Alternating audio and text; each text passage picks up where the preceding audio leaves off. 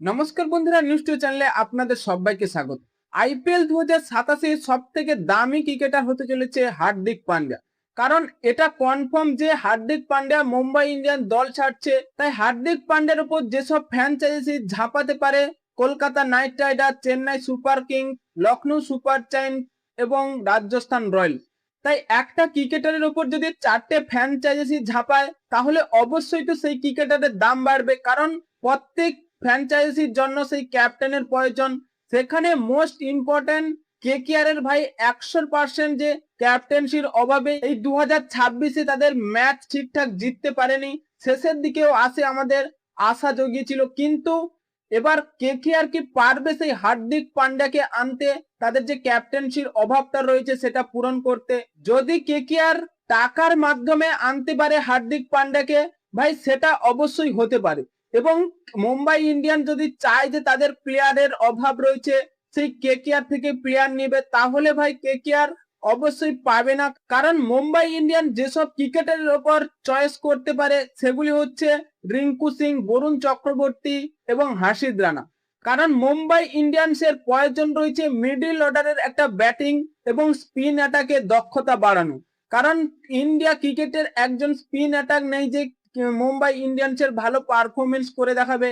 কিন্তু এটা কেকেআর এর কোনোদিনও সম্ভব নয় যে তাদের সেই কেকেআর এর চোখের মণি রিঙ্কু সিং এবং বরুণ চক্রবর্তী, হাসিদ রানাদের ছেড়ে দেবে। এবং কেকেআর কে এটাও ভাবতে হবে যে ভাই কিছু পেলে কিছু ছাড়তে হবে। তাই এটা কি সম্ভব সেই রিঙ্কু সিং, বরুণ চক্রবর্তী মতো ক্রিকেটারদের কেকেআর ছেড়ে দিয়ে হার্দিক পান্ডিয়াকে আনবে? এবং আমার মতে হার্দিক পান্ডিয়াকে পেতে হলে ভাই প্লেয়ার পরিবর্তন করতে হবে। কারণ মুম্বাই ইন্ডিয়ান্স এত টাকা চাইছে না যে তাদের হার্দিক পান্ডিয়াকে দিয়ে দেয়, টাকা দিয়ে দিলে হয়ে যাবে। কিন্তু যেটা দিল্লি ক্যাপিটালস করলো, সেই ঋষভ পান্থকে অবশ্যই প্লেয়ারের পরিবর্তে প্লেয়ার নিয়েছে।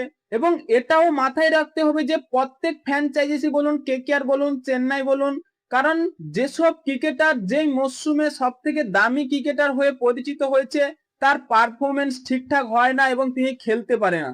কারণ ক্যামরন গ্রিনকে দেখুন না, তিনি কেকেআর এর 25 কোটি 20 লাখ টাকা, তার কেমন পারফরমেন্স আমরা দেখে নিয়েছি। এবং ঋষভ পান্থ 27 কোটি টাকায় বিক্রি হয়েছিলেন লখনৌ সুপার জায়ান্টসে, তার পারফরমেন্স এত সুন্দর, তাকে বাদ দিয়ে হয়েছে।